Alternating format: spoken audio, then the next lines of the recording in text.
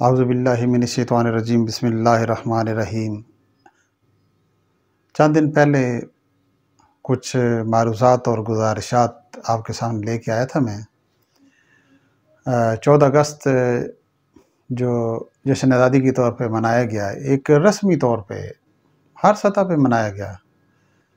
बस फ़ौजियों ने सिंपल सी परेड कर ली, 21 गोले छोड़ दिए। हमारे नौजवान सड़कों पे निकल आए, तूतड़ियाँ बाजे लेके, पटाखे लेके, और जश्न आज़ादी मनाया गया। बस मकसद ख़त्म। अब अभी सितंबर शुरू हो चुका है, 6 सितंबर का दिन आने वाला है और स्कूलों में भी प्रोग्राम हो रहे हैं और मुख्तलिफ़ इदारों में एक चर्चा है कि 6 सितंबर, बस जी 6 सितंबर आ रहा है और बच्चे स्कूल में पूछना शुरू कर रहे हैं कि मैं चूँकि एक टीचर हूँ, तो मुझसे कुछ बच्चों ने सवाल किया कि सर 6 सितंबर की छुट्टी होगी? मैंने कहा बेटे 6 सितंबर को क्या हुआ था? चुप। 1-2 बोले जी पाकिस्तान बना था। ये हाल है। अब इसका क्या मतलब है कि भाई क्या हम उनको बताते नहीं हैं? नहीं बताते हैं, लेकिन घरेलू माहौल और पूरे माशरे का माहौल एज़ अ होल हम देखें तो हमें पता चलता है कि बच्चों को पता ही कोई नहीं है। तो बहरहाल ये एक अलग से टॉपिक है कि हमारे बच्चों को पता नहीं होता, क्यों नहीं पता होता? इस पर एक अलहदा से कभी हम इंशाल्लाह बातचीत करेंगे। तो ये जो 6 सितंबर का दिन आ रहा है, ये तजदीद अहद वफ़ा का दिन है। किन के साथ?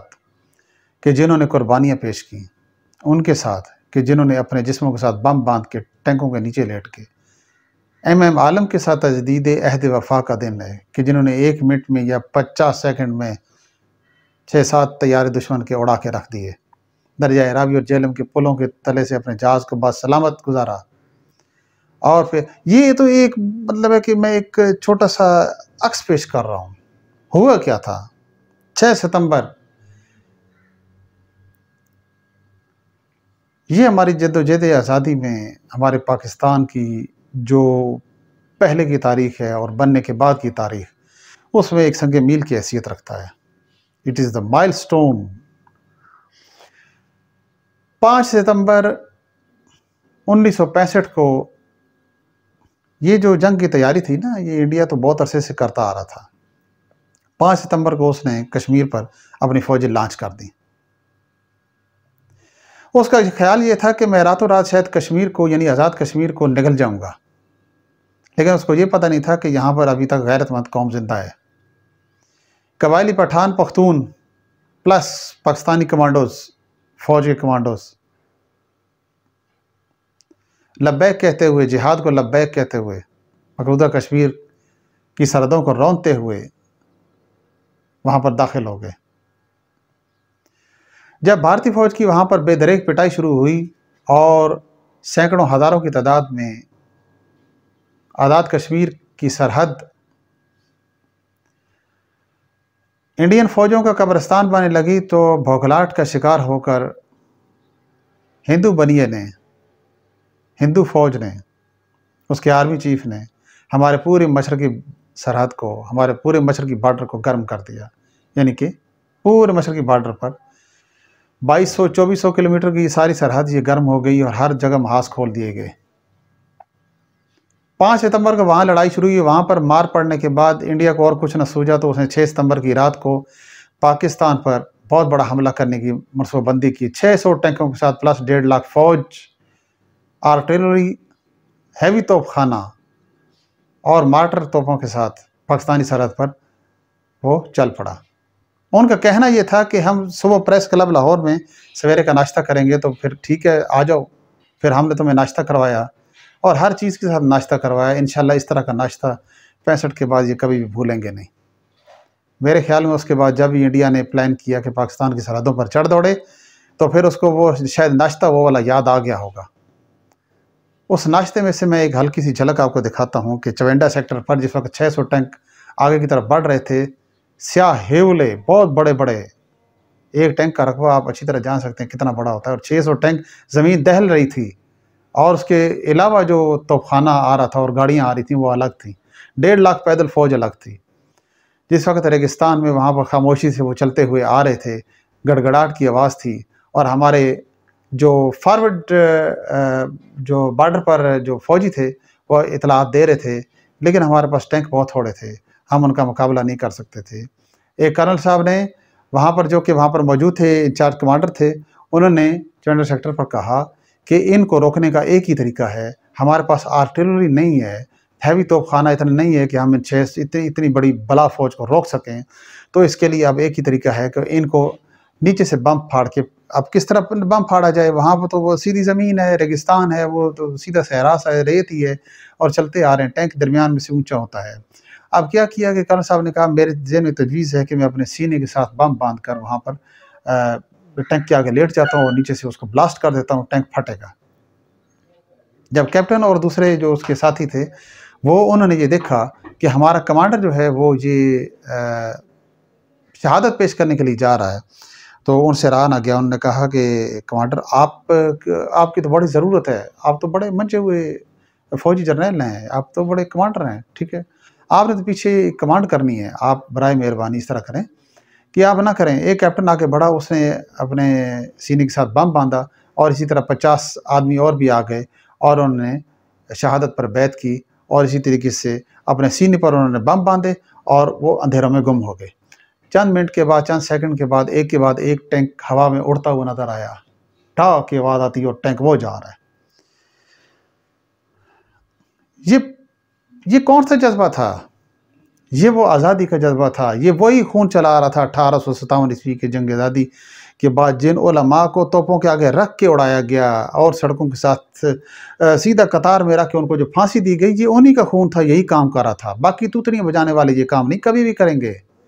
ये कहते हैं ना कि हम सीने पर बम बांध कर, तुम सीने पर बांध नहीं बांधोगे, तुम अपने घर में चारपाइयों के नीचे घुस जाओगे जिस वक्त अगर अल्लाह ना करे दुश्मन हमारी सड़कों और गलियों में मौजूद होगा। और हालात यही बता रहे हैं कि आने वाली जंग जो है वो हमारी गलियों और बाजारों में लड़ी जाएगी। हम तीन तरफ से दुश्मन के घेरे में हैं। जब 65 की जंग में बहुत सारे इस तरह के वाकयात हुए। सूरह अनफाल में है कि फरिश्ते मदद के लिए आ गए, ग़ज़वा बदर में, अहज़ाब में भी आ गए, सब में आए। बहुत सारे ऐसे वाकयात देखने में आए कि जिस वक्त जो इंडियन एयरफोर्स के तैयारे गिराए गए और वो जो पैराट्रूपिंग करते हुए वो उनके जो पायलट्स हैं वो जब ज़मीन पर गिरे तो उनको गिरफ्तार करके, जिस वक्त मतलब कि ज़माना अमन बहाल हुआ, जंग ख़त्म हुई 17 दिन की है, तो उसके बाद उनको जब अदालतों में लाया गया और चालान पेश किया गया, क्योंकि अब उनको बाकायदा तौर पे जो जंगी कैदियों का हमारा जो मतलब इंटर कंट्री जो मायदा हुआ है, ट्रीटी पैक्ट जो है वो साइन हुआ है, उसके तहत हमने उनको, जनेवा मायदे के तहत हमने उनको वापस करना है।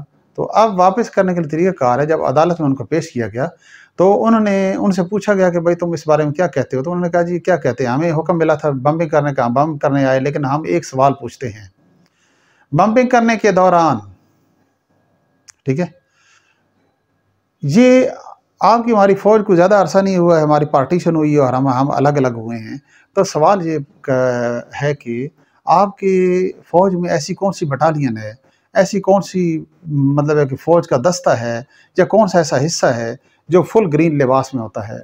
क्योंकि जब हम रावी और जेहलम के पुलों पर बम्बिंग करते थे तो हम बम कहाँ फेंकते थे, और कोई हस्ती होती थी इस तरह की अपना सब्ज़ कपड़ों में, जो उठा के उन बमों को पानी में या रेत में फेंक देती थी और वो फट भी नहीं सकते थे, और बाद फटते तो पानी या रेत में फटते, तुम्हारे तो पुलों को कुछ भी नहीं हुआ।